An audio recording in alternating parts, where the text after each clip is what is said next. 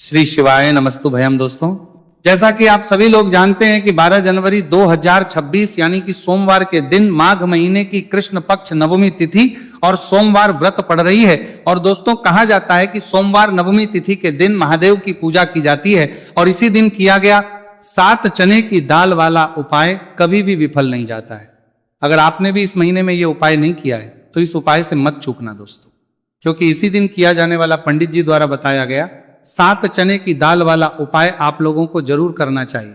क्योंकि दोस्तों, यह एक ऐसा उपाय है जो कि इस उपाय को करने के बाद दोस्तों आपको फिर कोई और उपाय को करने की जरूरत नहीं, क्योंकि सबसे बड़ा और सबसे नया यह उपाय पंडित जी ने अपनी अभी की श्री शिव महापुराण की कथा में ही बताया है।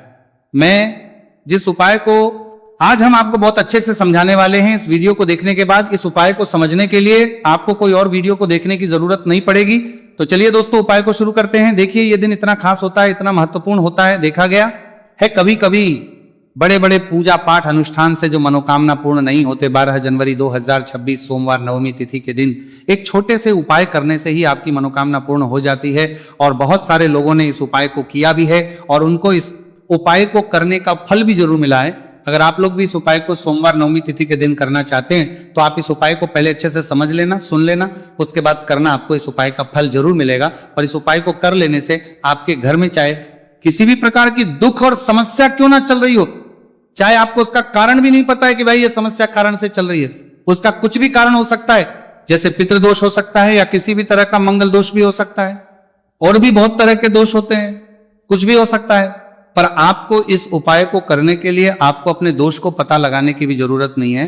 बस सोमवार नवमी तिथि के दिन आपको इस 7 चने की दाल वाले उपाय को आप लोगों को कर लेना है। यह एक ऐसा उपाय है जिस उपाय को अगर किसी विशेष दिन पर किया जाए तो भाई उस विशेष दिन का जो है वह तो हमें मिलता है, पर हमने उस दिन पर इस चने की दाल वाले उपाय को किया है तो हमें उससे भी बड़ा फल मिलता है और फल बहुत जल्दी मिलता है, क्योंकि आप इस उपाय को बहुत ही बड़े और विशेष दिन पर कर रहे हो। क्योंकि दोस्तों, 12 जनवरी 2026 यानी कि सोमवार के दिन नवमी तिथि का बहुत ही ज्यादा बड़ा महत्व होता है। इसीलिए दोस्तों, आज की इस वीडियो में हम आप लोगों को 7 चने की दाल वाला उपाय समझाएंगे, जिस उपाय को से अगर आपकी किसी भी प्रकार की मनोकामना है, किसी भी प्रकार की परेशानी है, सबसे ज्यादा समस्याएं आपके जीवन में ही है, अगर आपको धन प्राप्ति नहीं हो पा रहा है, रुपए पैसे की आपके घर में लगातार दिक्कत परेशानियां चलती चली आ रही है, आपका व्यापार आपकी नौकरी अगर अच्छे से नहीं चल रहे हैं, जिसकी वजह से घर में लगातार आर्थिक समस्याएं बनी रहती हैं, घर का कोई ना कोई सदस्य अगर बीमार रहता है, आपस में एक दूसरे से झगड़ा होता रहता है, किसी की अगर बनती नहीं है, तो पूज्य गुरु जी ने कहा है कि जब आपके जीवन में ऐसी परिस्थितियां आ जाए कि आप एक एक रुपए खर्च करने से पहले कई बार सोचने लगे हो, आपको धन प्राप्ति अगर नहीं हो पा रहा हो, तो आपको सिर्फ और सिर्फ 7 चने की दाल से एक ऐसा विशेष उपाय करना है जो आपकी इन सारी समस्याओं को सिर्फ 7 दिन के अंदर ही समाप्त कर देगा। तो चलिए जानते हैं इन विशेष उपायों के में। लेकिन उससे पहले जो भी मेरे भाई मेरी प्यारी बहनें आज चैनल पर पहली बार आए हैं या मेरी आवाज आज पहली बार सुन रहे हैं, अगर आप भी महादेव के सच्चे भक्त हैं तो वीडियो को लाइक और चैनल को सब्सक्राइब जरूर कर लें और कमेंट बॉक्स में लिखे हर हर महादेव। चलो अब बात करते हैं उपाय की। देखिए, पहला और दूसरा उपाय दोनों ही बहुत ही खास है और तीसरा उपाय धन प्राप्ति का उपाय होने वाला है। देखो, अब पहला उपाय जो है वो आपको धन प्राप्ति और पारिवारिक सुख शांति के लिए होगा। दूसरा उपाय आपके मान सम्मान और सुख की प्राप्ति के लिए है। वीडियो पूरा जरूर देखना और आगे बढ़ने से पहले वीडियो को एक लाइक जरूर करना। देखिए, सबसे पहले हम जान लेते हैं गुरु जी द्वारा बताए गए पहले उपाय के बारे में। देखो, इस उपाय के लिए आपको लेना है एक गोल बाती का दीपक। आप चाहें तो मिट्टी का ले सकते हैं या फिर घर से शुद्ध आटा मढ़कर उसका दीपक आप तैयार कर सकते हैं। इसके बाद आपको लेना है शुद्ध गाय का घी। अगर वो नहीं है तो कोई भी देसी घी इस्तेमाल कर सकते हैं, जिससे आपको दीपक प्रज्वलित करना है। देखो, अब ये सब सामग्री लेकर आपको जाना है प्रदोष काल में आपके घर पर तुलसी जी के घेरे के पास में। देखो, ये उपाय तो आपको अवश्य करना है। देखो, वहां पहुंचकर सबसे पहले वो दीपक आपको प्रज्वलित कर देना है और ओम नमो भगवते वासुदेवाय नमः का 11 बार जाप करना है। उसके बाद आपको अपने सीधे हाथ में थोड़ी हल्दी लेकर दीपक में अपना नाम और गोत्र बोलते हुए डाल देना है।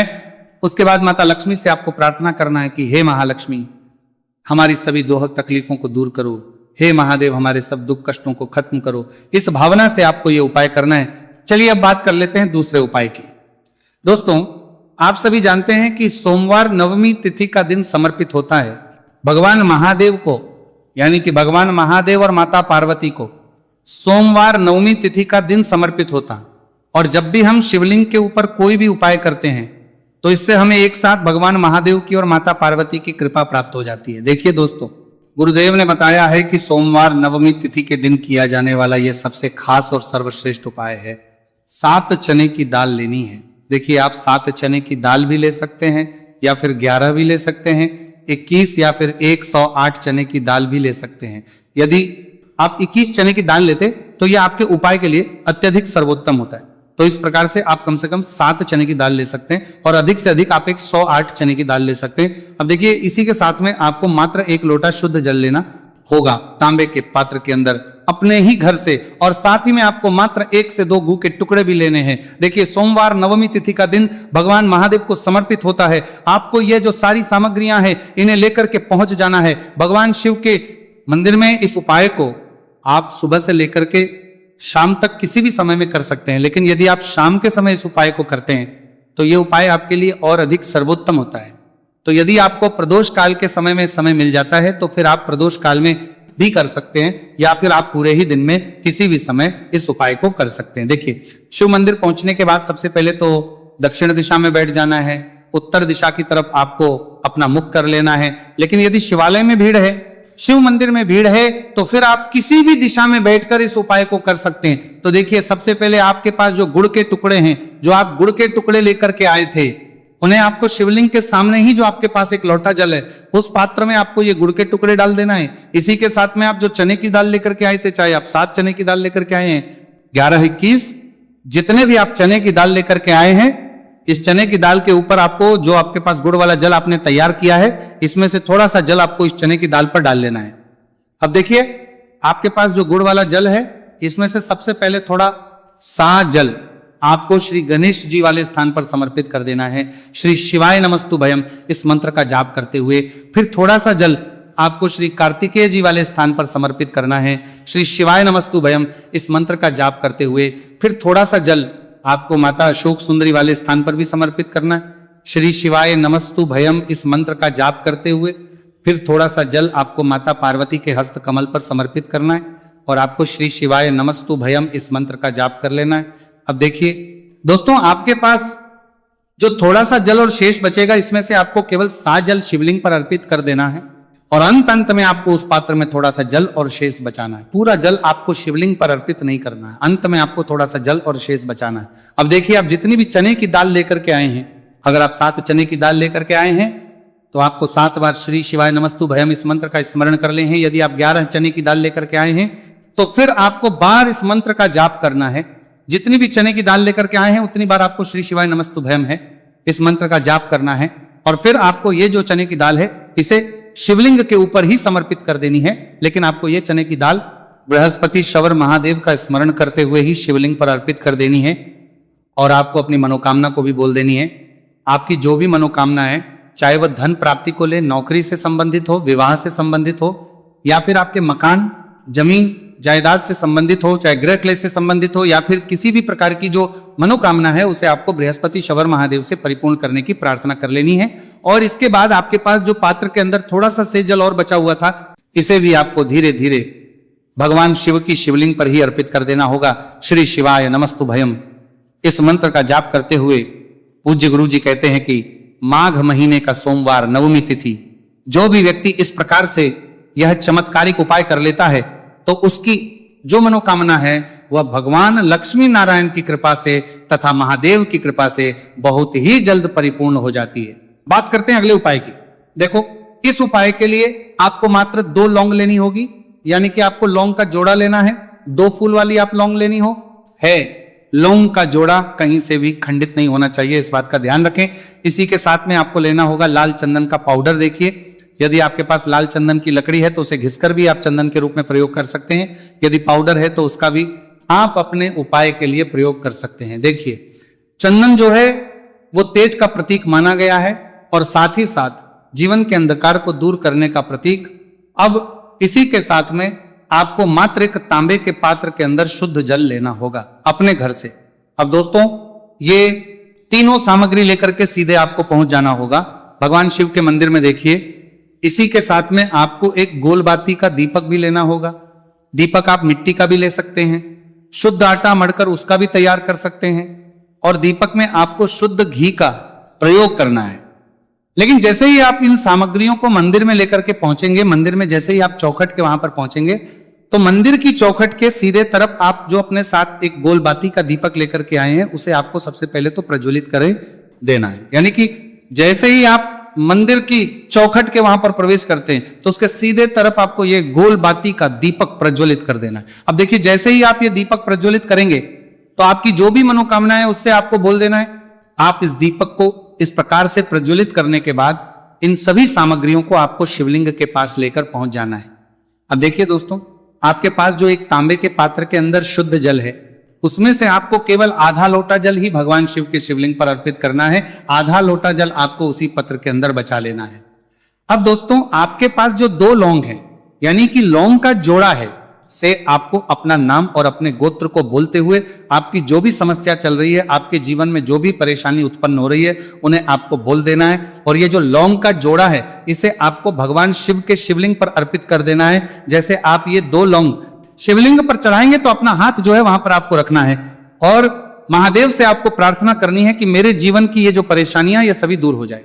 यानी कि आपके जीवन में धन की संबंधित परेशानी चल रही है, कर्ज की समस्या चल रही है, बच्चों का पढ़ाई लिखाई में मन नहीं लग पा रहा है, घर के जो आर्थिक संकट है वो सभी दूर हो, व्यापार आपका ढंग से नहीं चल पा रहा है, घर में रोग की स्थिति बनी हुई है, यानी कि जिस भी प्रकार की आपकी समस्याएं, उसे आपको महादेव से बोल देना है, और महादेव से इन सभी को दूर करने के लिए आपको प्रार्थना कर लेनी है।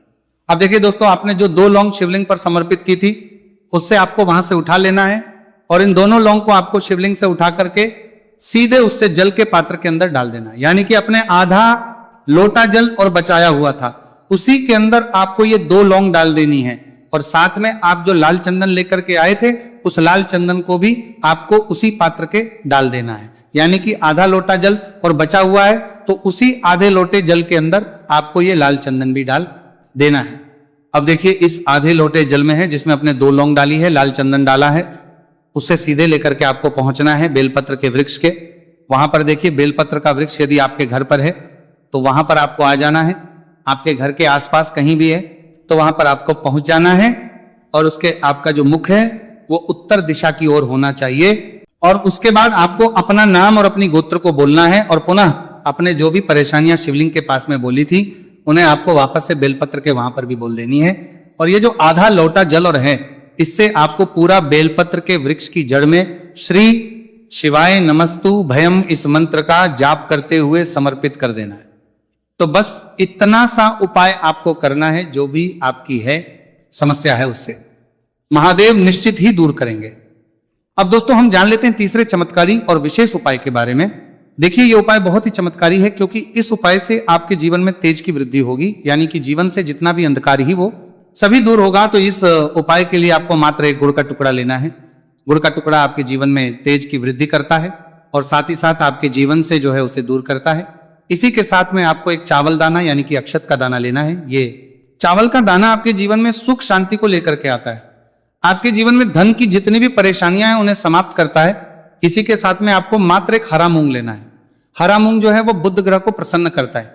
देखिए, हरे मूंग का उपाय करने से बुध ग्रह मजबूत होता है, और बुध ग्रह के मजबूत होने से बुद्धि, ज्ञान और विवेक की प्राप्ति होती है। तो यह सामग्री आपको एक एक लेनी है, यानी कि एक गुड़ का टुकड़ा, एक चावल का दाना, एक हरा मूंग आपको लेना है। देखिए, हरा मूंग का दाना और चावल का जो दाना है आपको साबुत लेना है, खंडित नहीं होना चाहिए। और इसी के साथ में आपको मात्र एक तांबे के पात्र के अंदर अपने घर से शुद्ध जल ले लेना है।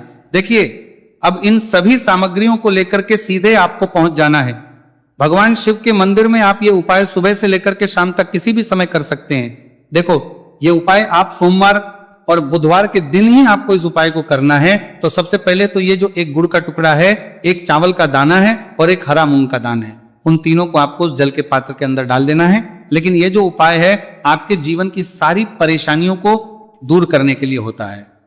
ये विशेष मनोकामना तीनों सामग्रियों से ही आपकी परिपूर्ण हो जाती है। देखिए, आपके जीवन में सुख और तेज होगा तो सभी आपसे वार्तालाप करेंगे, सभी आपसे बात करेंगे, और आपका जो मान सम्मान है वो बढ़ता है। और चावल का जो दाना है वो धन में वृद्धि करता है, मन की शांति के लिए होता है।